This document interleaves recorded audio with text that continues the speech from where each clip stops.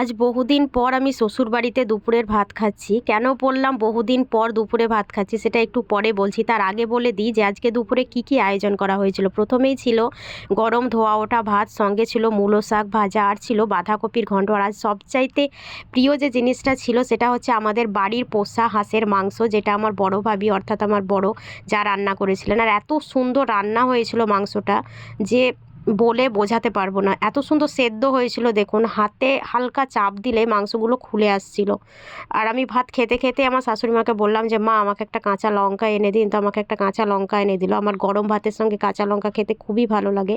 আর কেন বললাম যে বহুদিন পর ভাত খাচ্ছি দুপুরে, তার কারণ আমি অনেক দিন পর এলাম। আমি অনেক দিন মায়ের বাড়িতে ছিলাম, কালকেই ফিরেছি। এখানে আমরা চারজন মিলে, অর্থাৎ আমি, আমার দুটো জা এবং শাশুড়ি মা, চারজন মিলে আমরা খেতে বসেছি।